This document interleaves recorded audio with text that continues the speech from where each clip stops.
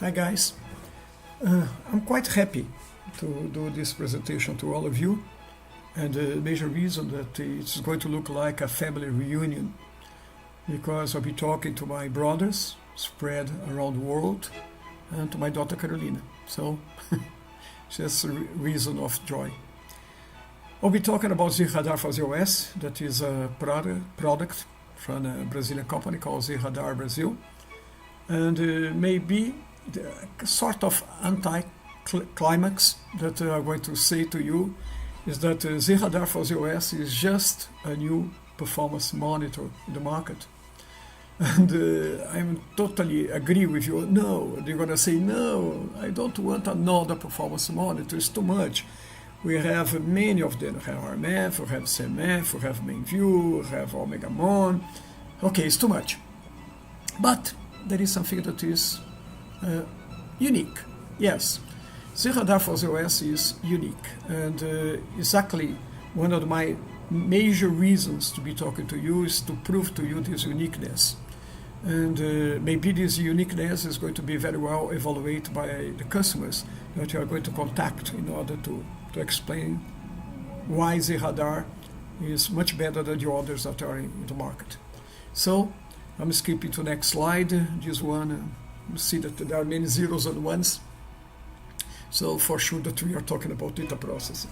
So move on. And why I told you that that zRadar for zOS is really a fantastic product? Because the design was founded in a thing that we call Petra clauses. And Petra clauses are design points that never ever are going to change in the future, because we do believe that they are just the basic for creating a totally different performance monitor in the market. So what I'm going to do for the next 5 to 10 minutes is to explain this Petra clause. Simplicity. I'm pretty sure that if you have a complex problem, I'm pretty sure that there is not a simple solution. This is, I can guarantee. Mainframe is very complex because mainframe solves very complex problems, like to guarantee integrity, availability, security, compatibility, selective performance for thousands of current business transactions. And this is really a very complex type of task. And so the solution is not simple. So zOS is not simple. The Z architecture is not simple. Kix, DB2, MQ, RACF, they are not simple. But for a performance monitor, we find a way to make it simple, and is using a concept that is going to be clarified very soon, that I can call a cockpit. So a cockpit is a wide screen that you can see all the data that you need to explain the performance behavior of your parallel sysplexes, I said it in plural, all your CACs, all your logical partitions, all the address space, and all the products that are running in your environment. So please hold your horses, that very soon I'll be explaining the meaning of this thing called cockpit. The second Petra clause of zRadar for zOS is agentless. Agentless is a word coming from the small world. That means there is not one line of software inside of your zOS or your GS2 or your DB2. So there is nothing, no code inside of your system. And this has two very good consequences. One of them is PTF-less. Never ever a person from zRadar from Brazil is going to ask a customer, can you stop your system because we need to apply a PTF to our product? This never is going to happen. The second reason that is very nice to be agentless, that I know at least one case, and maybe there are many more, that I'm not going to tell the customer, I'm not going to tell you the country, but a parallel sysplex, medium to large parallel sysplex, went bananas. So all the zOSs, they need to IPL again, because a performance monitor has a huge mistake and because they run in supervisory state, many of them, and they destroy the system, and so zOS decide that you need to go to unplanned IPL. So this never is going to happen with zRadar for zOS. The third Petra clause is real time. By the way, when we mean real time, I mean that I'm capturing data every second, and I'm refreshing the screens, the data that I'm portraying to you, in about, let's see, 1 minute. This is not the exact definition of real time, but I think that is close enough. I'm pretty confident that we are real time. And this has very nice consequence, very nice, I don't find another better was very nice consequence. One of them, that zRadar for zOS is jobless. Never ever a person from zRadar Brazil is going to ask the customer, can you run this job for me? And can you send the output to a sysalt, or send it by the network or by internet? Because we need to receive this data in order to produce the performance reports that we are able to produce. And again, I think that is really very nice. Another thing that real time is causing, that we are SMF less. We know that the amount of SMF data that is produced, even in a medium installation, is huge. And we are not going to increase your pain index that you have, because the managing of SMF, create SMF records, store SMF records, select SMF records, putting away SMF records. So don't touch this very painful area of the zOS operating system, that is the logging, the recording of the performance and the research that are being used by the components of the mainframe. Now going to number 4. No, by no intrusive we mean that there is no hardware inside of the mainframe. We know that currently some companies are producing hardwares that are connected, for instance, to a channel path, in order to read, in order to take information about how many megabytes per second, how many I/O operations, or things like that. Now, we don't have such type of hardware. Yes, we do have an appliance that is a hardware piece, a processor, memory, but it's outside of the mainframe, and very soon you are going to understand how it works. Now, number 5. Number 5 is going to make the eyes of your customers shining. You know why? Because I do believe that all mainframe installations in this planet, all the CIOs, they have a target. And the target is a mantra. This mantra is, let's decrease MSUs per hour. Let's decrease MSUs per hour. And one of the culprits, one of the type of code that is contributing for a very large amount of produced MSUs per hour is the performance monitors. When I used to teach physics and chemistry, in atomistic there is a principia, the Heisenberg principia, that states the following in a very simple way. It's impossible to measure the position of an electron in the space, because the electron is so gentle, so delicate, that the act of measuring the position of the electron in the space, guess what? Change the position of the electron in space. So what the measurement act is going to portray to you, is going to show to you, is not the real position of the electron, but the position altered by the act of the measurement. Maybe you are asking yourselves, why this principle has to do with data processing? And the answer is very simple and very clear.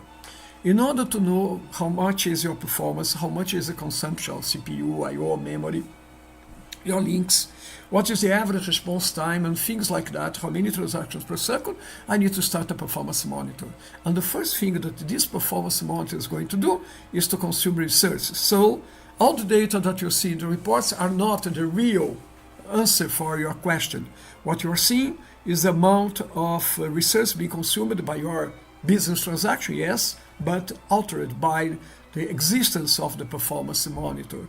And this, sorry about that, this is very bad. I know a story of a customer that has a huge peak in demand for the CPU, and you know the solution, very simple. The manager sent an order to the system programmers to stop all the performance monitors. Guess what? We have more 20% of available CPU. That was exactly the amount of resource that they need in order to fight the peak.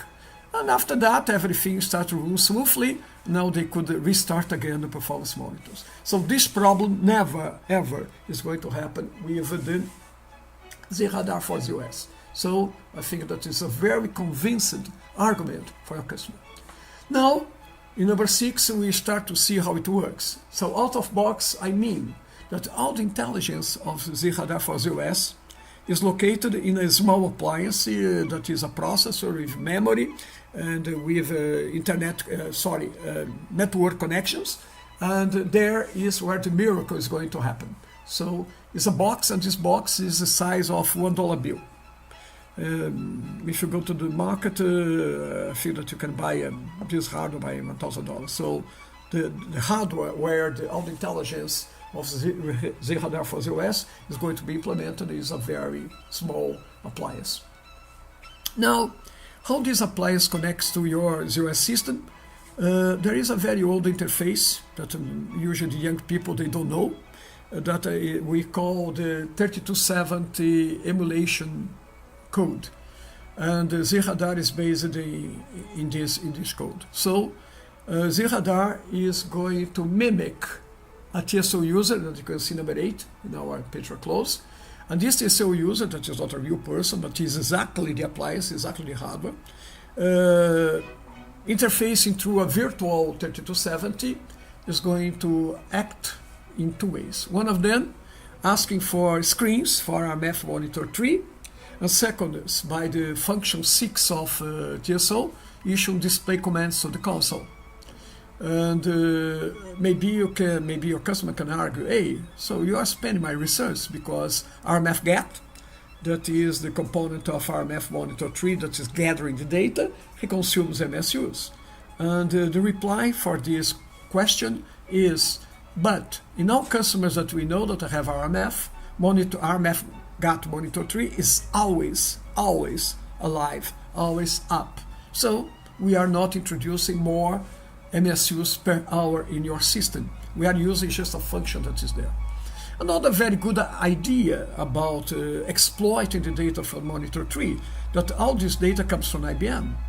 So it's very reliable, it's very trustable, the data that monitor 3 is portraying, and consequently the consequences of these screens that are going to be produced by zRadar for zOS. And I can guarantee to you that all the problems that you have in monitor 3 going from one screen to another screen in order to relate data, in order to create in your brain an explanation why you are in monitor 3, why the system is not performing well, is going to be much easier and much more direct, much more, user-friendly when you go into the cockpit of zOS, zRadar for zOS. So we are portraying, you are mimicking just one TSO user. And this TSO user can discover all your topology. So I'm now moving to number 9. I don't like Microsoft very much, but Microsoft created an expression called plug and play. Now guess what? zRadar for zOS is plug and play. You don't need to add anything to the HCD.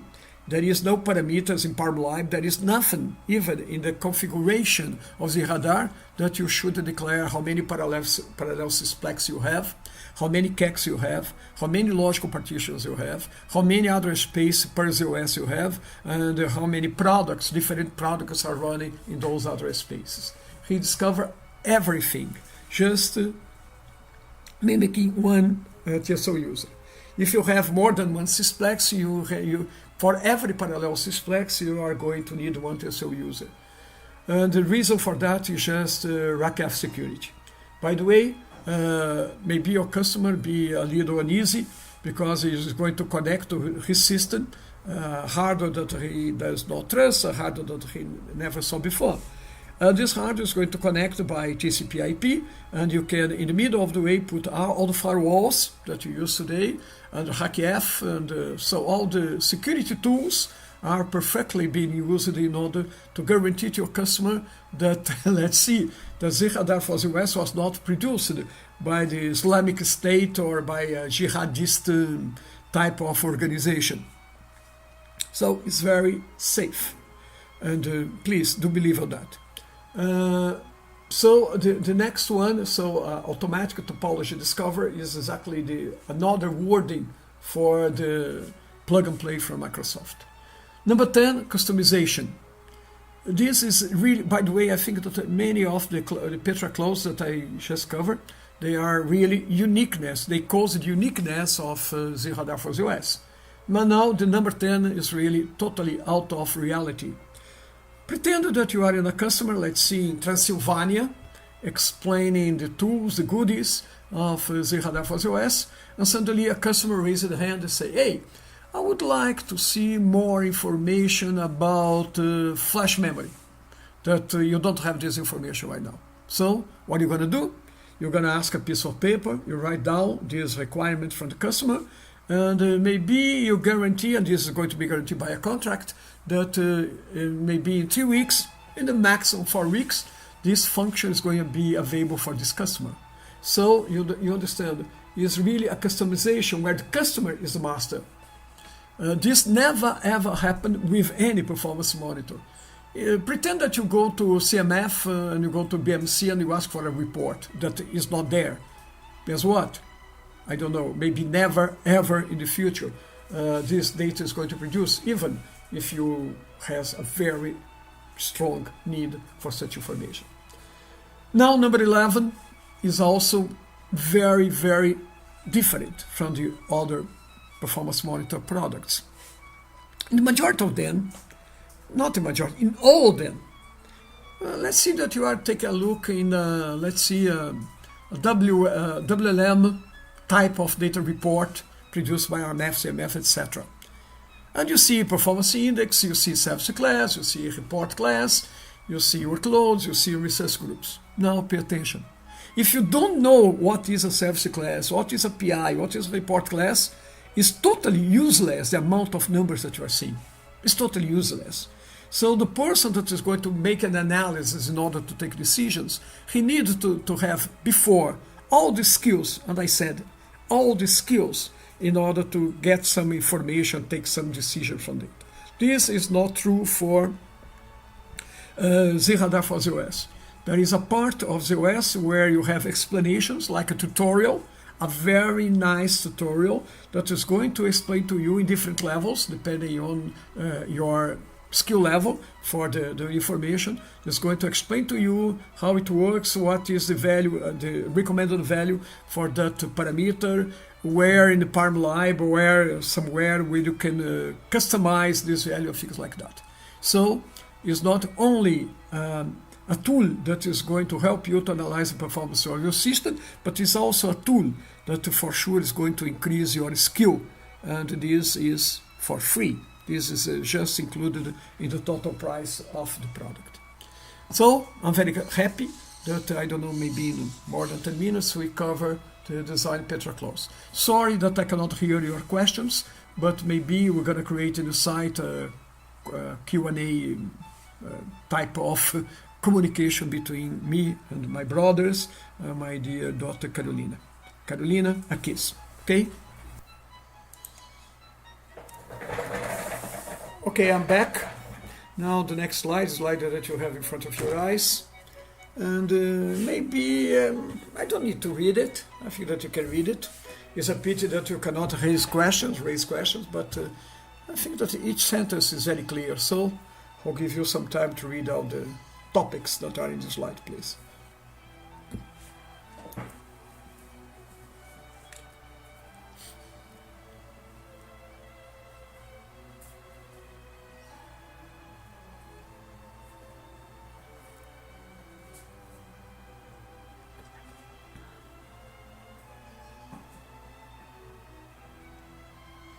So as you can see, you can use the zRadar for zOS data or information in order to do your capacity planning, in order to do your performance, and also to pay attention if something is getting wrong very soon.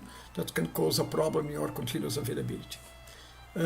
Maybe something that I didn't stress so far is real time.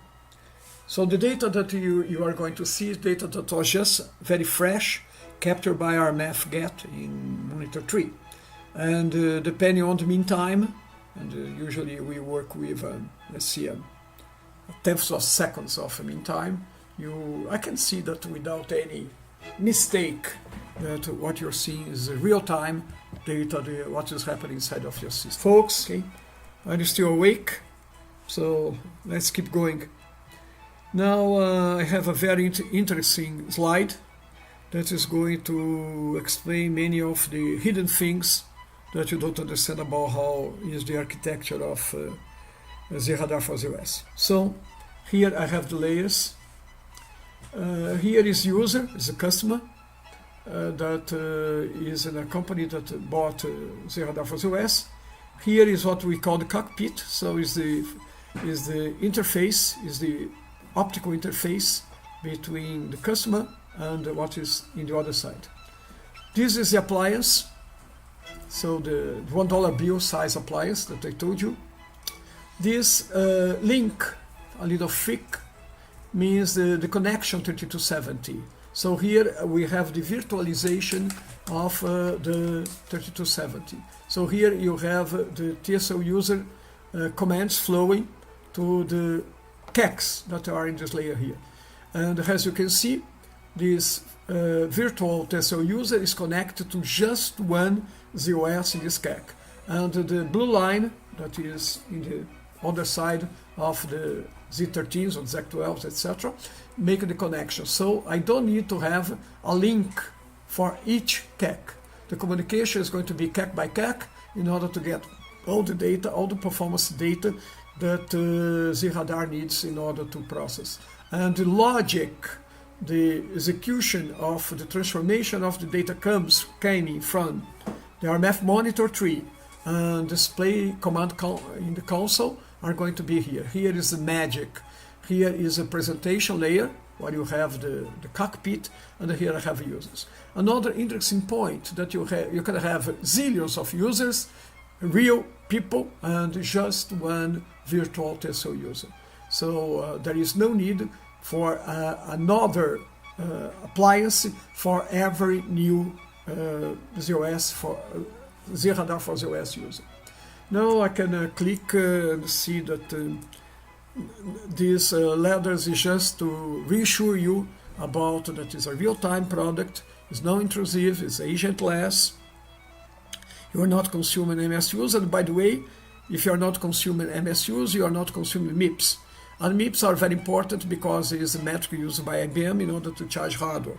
So you can postpone the acquisition of the new hardware, or you can buy a not so faster machine in your new acquisition time, because, and one of the contributors for that is these new ideas that are implied in the zRadar for zOS, that is no consumption.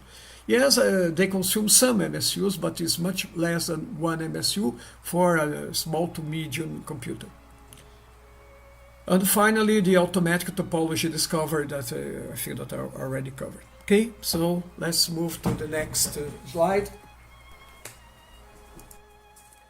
So I'm back, and in this very moment I'll be talking about one of the most important tools of zRadar for zOS, that is the cockpit. And we went to the Webster in order to try to find the definition of cockpit, and when we went there, we are really very happy with the definition. So I'll give you a few seconds, read please the first paragraph.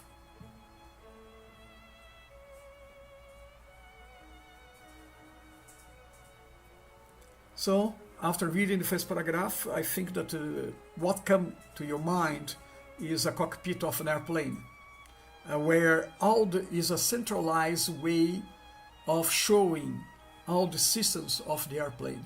So the pilot can see in a very simple way if something is getting wrong. So this is exactly the idea of zRadar for zOS cockpit. You're going to see in a wide screen all the information about all the parallel sysplex that you have, all the CACs that you have, all the zOS that you have, and even the address space, and even products that are running in those address space. So it's exactly what is defined in the first paragraph. So do me another favor, read now the second paragraph.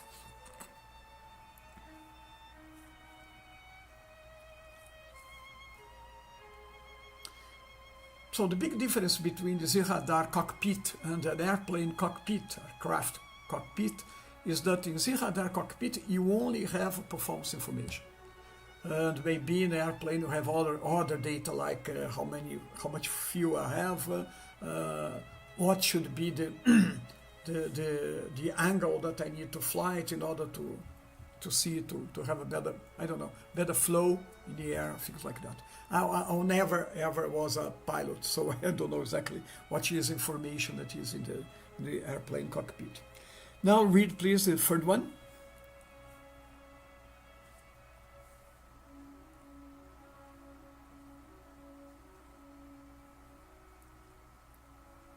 In a sense, I think that the third paragraph is a repetition with a new wording about what is written in the second paragraph. Now, how many layers I have in a zRadar for zOS cockpit? And I have three. The sysplex layer, the CAC or CPC layer, and the logical partition layer. Let's move on.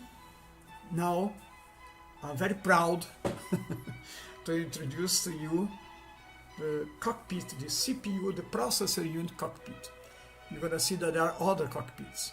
In this cockpit, the only thing that is really important is what happened with the PUs, the information about consumption, the information about distribution of these PUs. When I mean PU, I mean CPU, I mean zip, I mean ICF for the coupling facility, I mean even IFLs for zLinux. In this moment, I'm just covering the very highlight of this cockpit. So you see here the sysplex layer. So this is sysplex layer. So in this customer, I have two parallel sysplex.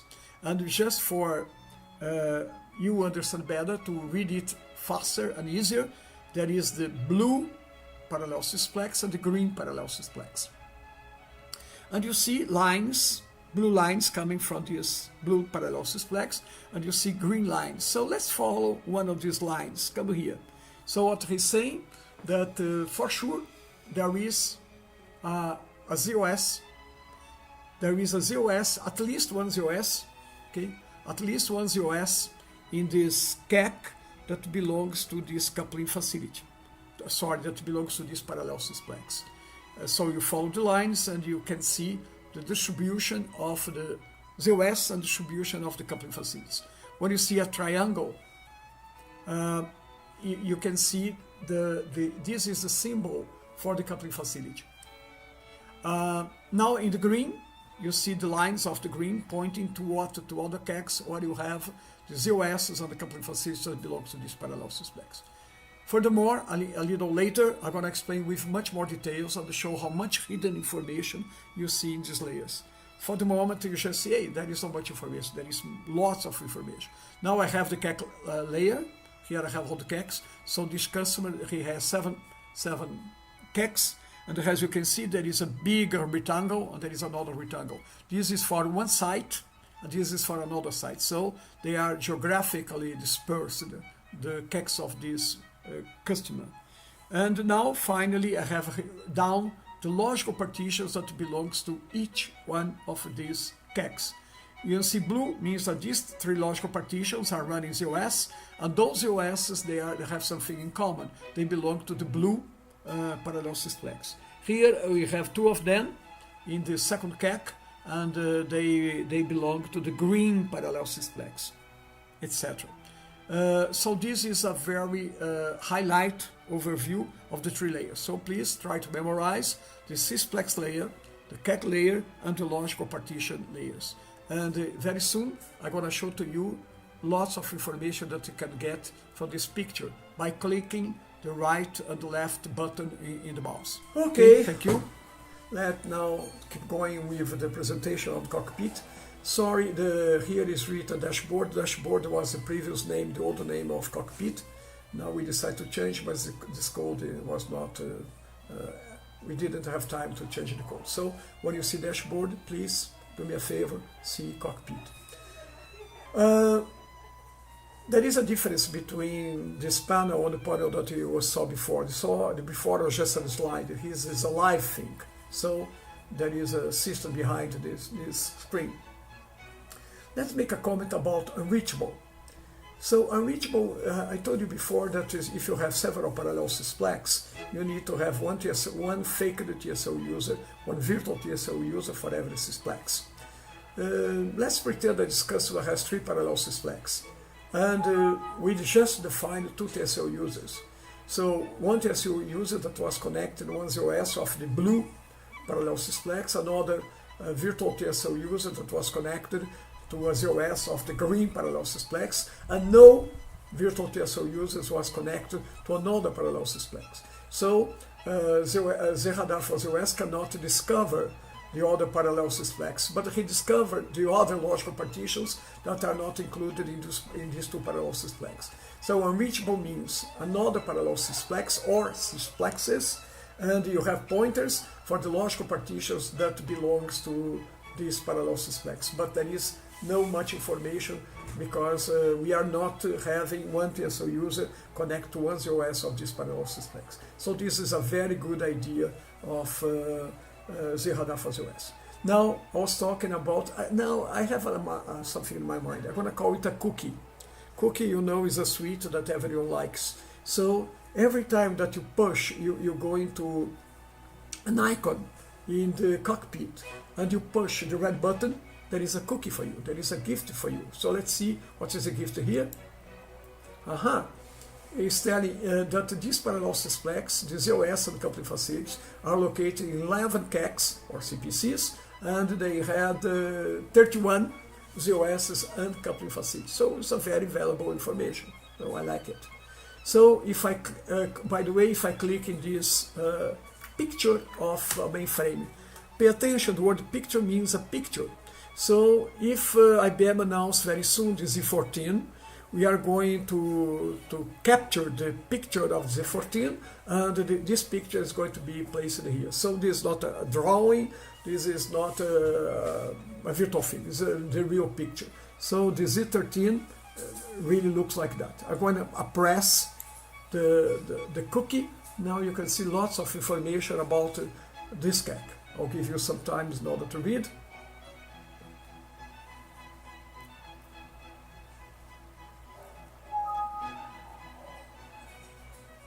Okay, and when we move down here, now I'm going to the logical partition layer, I think that I explained to you. And the cookie here is a very detailed graphic about the use of CPU, and I'm going to explain in a while for you what is the meaning of this cookie. So let's forget about cookies, and let's go back to now the CAC layer. On top you have the CAC name that you define in the HCD. Here you have the type of these Z13s, so all then they are Z13s, sorry about that. Now let's go for the numbers here. In the left side of the picture of the CAC, you have the information about all the zOSs running in this CAC. In the middle, you have CPU utilization information about the CFCCs, the coupling facilities, and in the right, you have information about zLinux. So I mean ZVM, and underneath the ZVM running zLinux. As you can see, empty here. So what's going on in this CAC? In this CAC I have logical partitions that are running zOS, I have logical partition running CFCC, and I have logical partitions running ZVM. By the way, the product that I'm talking to you, that is zRadar for zOS, does not cover zLinux and ZVM. There is another program, another product from zRadar Brazil that offers such type of information. Now you can see that the average physical CPU utilization of this CAC is 40.8%, and the ICF is 75.1%. By the way, if you are not using a concept called fin interrupts, you know that the ICF is 100% busy. But the number that is being pictured here is not the 100%, but is really the productive utilization of the ICF. So, very nice. There are thresholds that can be customized, and depends if the thresholds be exceeded. You can see a red color in the right door of the picture, telling that in the ZVM you are going beyond the threshold. That is also for a yellow, a no color means that you are okay.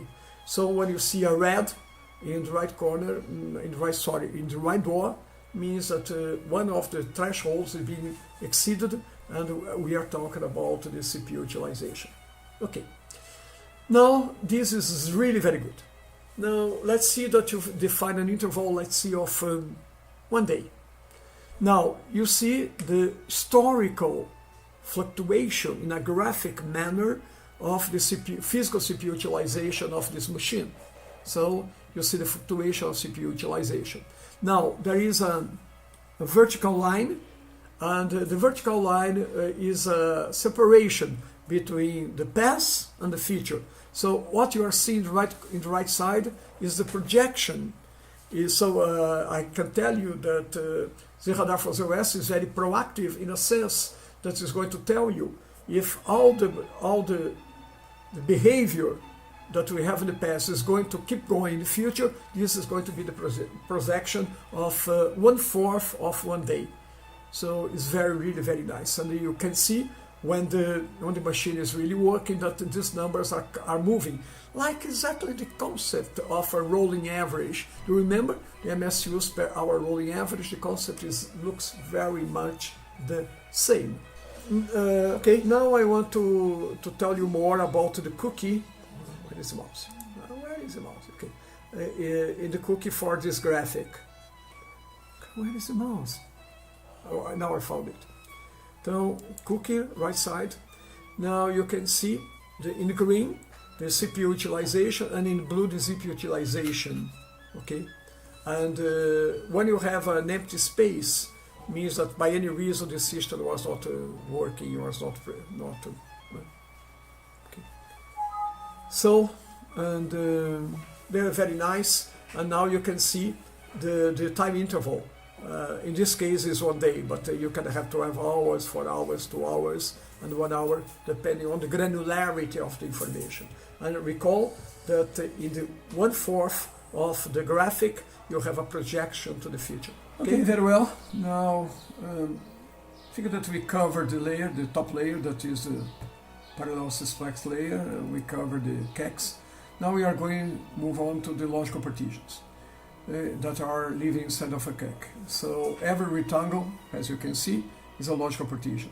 And these are zOS logical partitions. And in this rectangle, we have the left side and the right side. Left side, you have the zOS name, and you have the logical partition name. Pay attention, they are not exactly the same thing. Now, going a little down, you see the number of logical CPUs that were defined in the LPAR profile of this logical partition.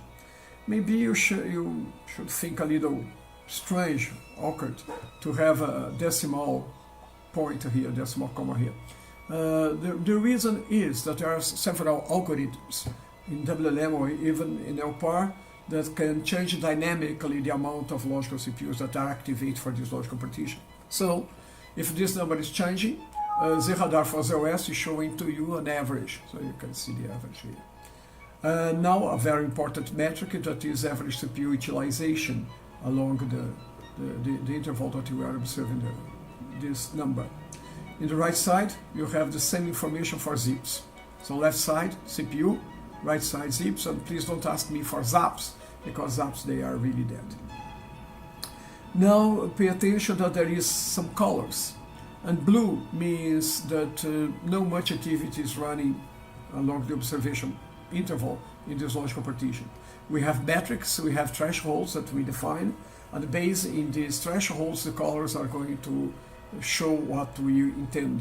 So blue means not much work, white means normal, and as you can see, there is also yellow that you cannot see because we don't have an example of yellow.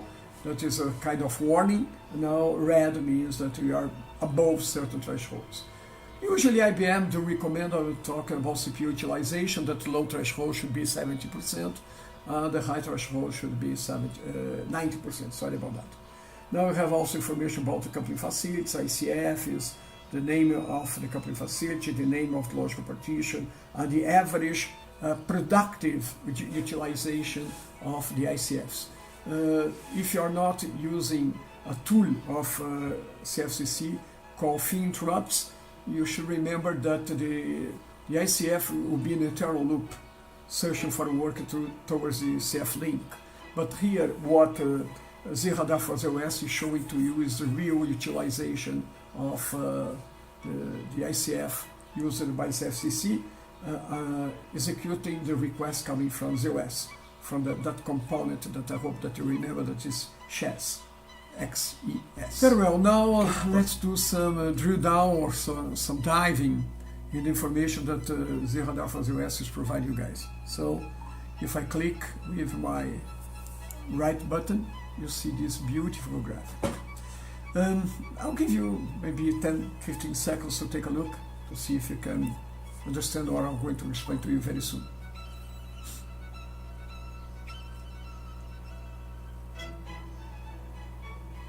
Okay, so the first thing that I want to tell you that this is the fluctuation, the variation of the CPU utilization and the fluctuation variation of the CPU utilization along a time interval. This time interval is customized, so here is about 1 day. So you see the CPU and you see the zip. Now, I think that I told you before, but now I'm going to cover with much more details. This time frame is a time interval is exactly what is written here, and in this example is 1 day. And in the right of this vertical line, you have the forecast, you have the future, you have how zRadar for zOS can preview the future. And you see the fluctuation of the CPU and you see the fluctuation of the zip. So this, in my example, is 1 day, and this is 1/4 of a day. It's always 1/4 of the total amount of time that you have left. Now, two very interesting things. One of them, do you see this line here on top of the green? If you pay attention, the color is the same. So we are talking about purple. And guess what? Here is a comparison between reality and the projection that was done lately by the zRadar for zOS. As you can see, when the green peak comes very close to the color that talks about the forecast, the purple means that the forecast was almost perfect. When there is a delta, maybe we see a delta somewhere here, means that the projection was not very good. So this is a thing that you don't find in any performance monitor in the market. And another property of this graphic that is not working now because we don't have a real production work in this moment is a thing called time shift, where you can compare exactly one time interval that could be 1 day with the previous day.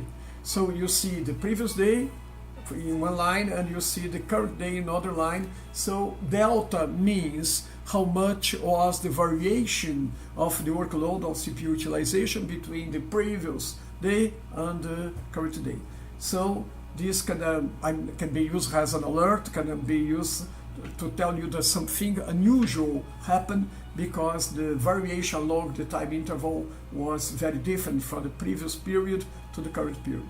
I think that is really also fantastic. Here you can see the CPU utilization, etc. And a very important topic, if there is a variation in the number of logical CPUs or logical zips, you see in this red line this variation. Here I think that is easy to understand.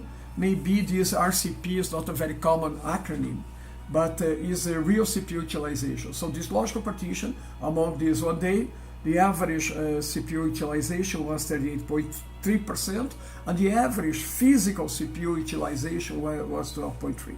Here you have the minimum, here you have the maximum, here you have the average, and here you have the elongation. So you have everything in your fingertips. Here the number of logical CPs. If there was any variation, you can see the right. Okay, and here the proportion between the utilization, the real utilization, and the logical utilization. So it's a very nice graphic, and I think that you like it. If I click now with my still cookies, so you see some information about the zips. You can see some information about the zips. So in this very moment we cover the rectangle that I told you that represents zOS, a logical partition. We see some very interesting graphics. And now let's do some diving again. I'm going to use this logical partition because it's a heavy one. So I'm clicking with the left button and Shazam. Now take a look. I'll give you some time in order to try to understand what you're seeing. But I can guarantee to you that it's a very, very valuable information.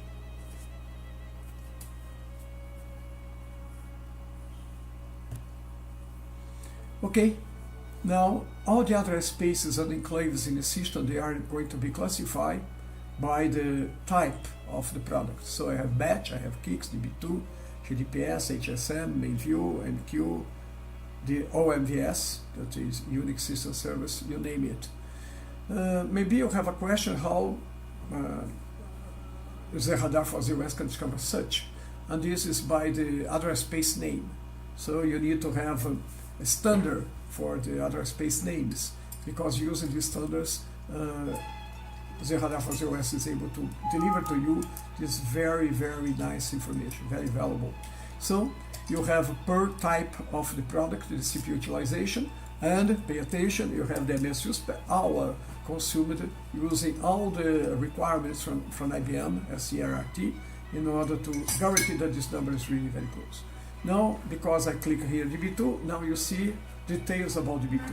For every DB2 address space, you have the name of the address space, you have the service class, where it's running the proc step that was used to start this address space, and in the last column, the CPU utilization. If by any reason this address space swapped out, by the way, DB2 address space is never swapped out, but maybe, I don't know if you can find it batch, I don't think that we can find anyone swapped out. In TSO, where is TSO? Is underneath. Let's go for TSO. Let's wait a little. You see TSO. Come on, I'm so stupid. The TSO, wait a second. Now you see this column that is very common that TSO address space be swapped out, mainly when they are not executed transactions. The normal case is terminal input wait. That means that there is no transaction being executed by this TSO user, and here is the text wait. That means that WLM detects that for a long time this address space has no activity, so he is logically swapped out. So this, as I told you, is a very key information where you have per type of the product, you have all the information that you need, details that you need. Here is for HSM, you just have to address space for the HSM, so you can see this information. Hi, it's me again. And maybe I'm just preparing to talk to you about the most important type of information that zRadar for zOS can deliver to your company, your enterprise. Yes, our focus is going to be MSUs per hour. And I'm pretty sure that there is nothing in data processing that is more complex than the way that IBM uses in order to charge software. It's really only genius can understand. And to tell the truth, I'm not totally sure if I understood completely how it works. But I'm going to use this moment to say good words about zRadar for zOS. We have a tool that I think that I talked to you, and I was talking about the Petra clauses. That is the teaching, is the education capability of zRadar for zOS. And I guarantee that we have a beautiful chapter where we explain everything that you need to know about MSUs per hour. Answering questions like, A, is MSUs or is MSUs per hour? A, this MSUs has to do with the formula used by WLM in order to calculate CPU service units, yes or no, and all these questions are going to be, I think, answered by this part of zRadar for zOS, that is education side. So it's not just a performance monitor, it's a teacher, it's an instructor of performance that can use real numbers, real figures from your installation and teach you how it works, the functionality, and how can you apply these numbers, these figures to this functionality. Okay, so let's keep going. I'm starting down here, diving, for example, this logical partition. Now, all the numbers that you are seeing here is about MSUs per hour. You remember that you have the instantaneous value that is calculated every 5 minutes by WLM. You have the rolling average, 4 hours rolling average, that is calculated by WLM. And also we are calculating the maximum value of this 4 hours average. So which is the 5 minutes, the specific 5 minutes where you had the maximum. So here you see the maximum was 1,151 MSUs per hour. This is the real value of the 4 hours average. And this is the actual that is measured inside of our Math Monitor 3 time interval. That is range. And here is the capacity that maybe you should define artificially. So you by contract or something like that, you want that this value does not be exceeded. So you see these beautiful numbers that we didn't have before. In this graphic, what we are covering is not more CPU utilization, but so maybe left, no, let's try, okay, wrong button, right button. So all the numbers that you are seeing here is MSUs per hour. You can see the 4 hours average, and you can have the maximum 4 hours average. And very important, you have the forecast.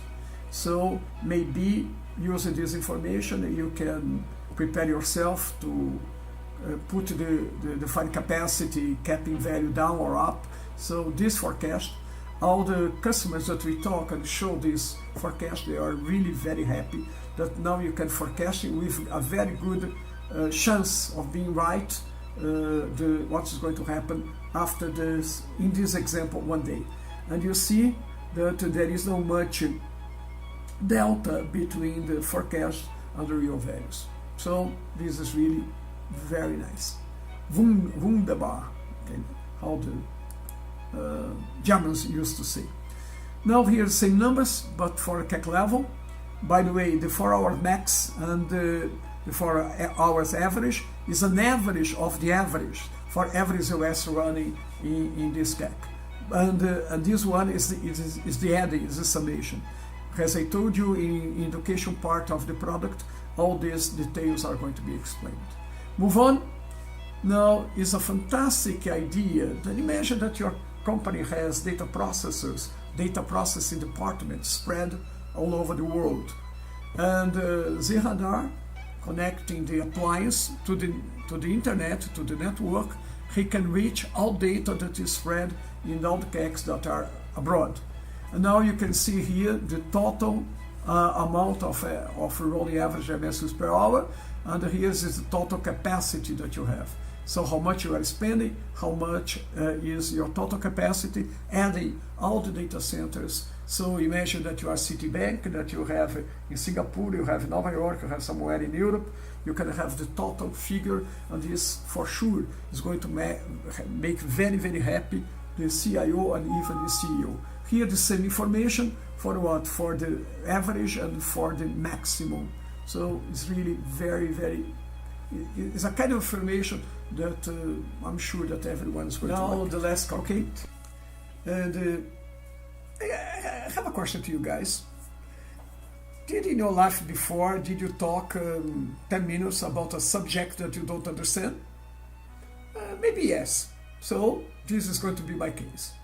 I'll be talking about the cockpit from zOS, zRadar from zOS, that covers network. But my understanding about network is very close to zero. But let's see what I can do. Marcos is in my left side, ready to help me if I need it.